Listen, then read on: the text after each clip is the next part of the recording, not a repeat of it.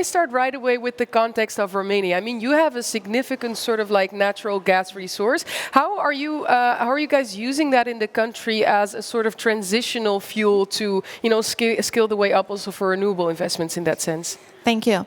Yes, indeed, we do have gas, and this is always treated, at least sometimes, as a taboo subject when you talk about green transition. But this is the reality. And when we are talking about transition, what we want to do is to have a sustainable transition. So we see natural gas for the moment and the resources from the Black Sea.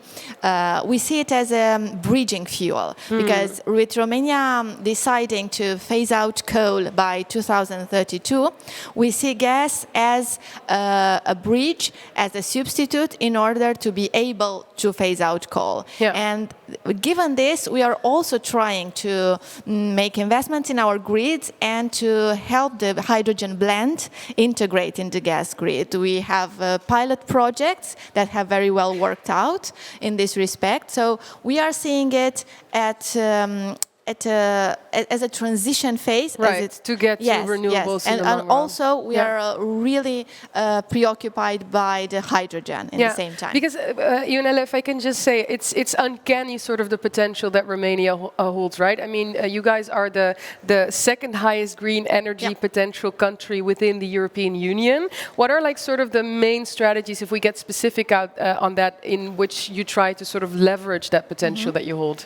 Yes, indeed, we have a potential. And we have a very balanced energy mix. As we speak, we have like 90% of our energy mix coming from solar energy. Yeah. And then like almost 90 also coming from wind energy.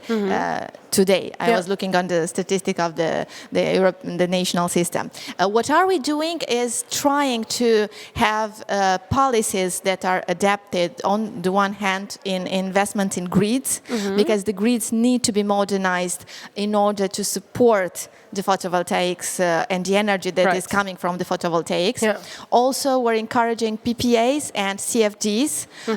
These are crucial elements for us to ensure an affordable energy both for households and for businesses. Yeah.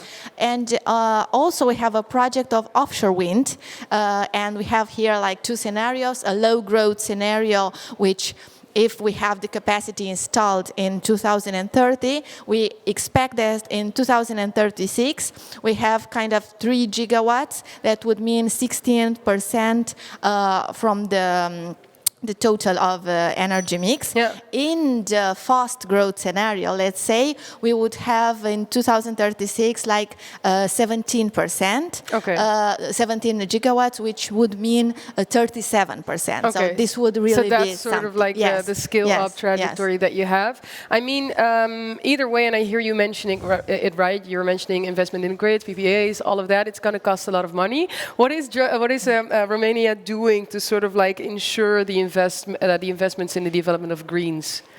We are trying to focus also on the affordability, and we are using the funds from the National Resilience Plan in order to finance this investment. We have also the funds from the Modernization Fund, and we're trying here to ensure like the transition also for the workers in the areas that will be affected. Yeah.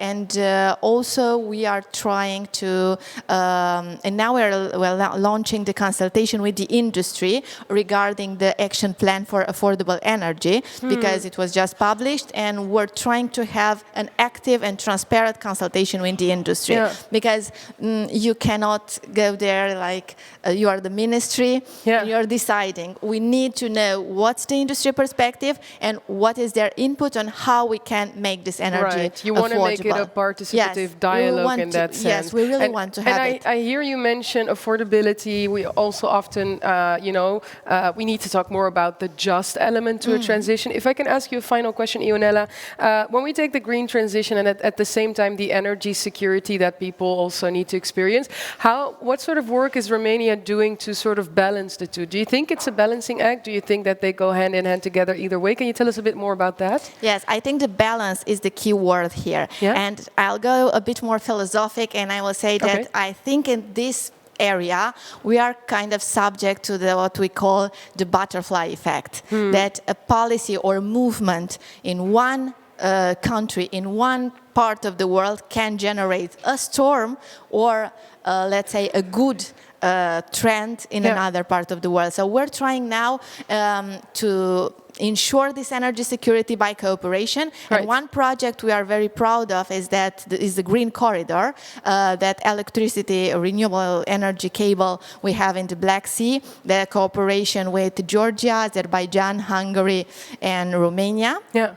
And this is a project that we consider, let's say, as a manifestation of the butterfly effect, because we're trying to have it at a regional level and to ensure this energy security and reduce, of course, dependency on fossil fuels. And I mean, that butterfly effect either way is much bigger if you have more butterflies flapping their wings. Exactly. So I love how you're working together. Exactly. But we have a big round of applause, everyone, for Ionela Cuciureanu. Thank you Thank you so much for being here. Thanks.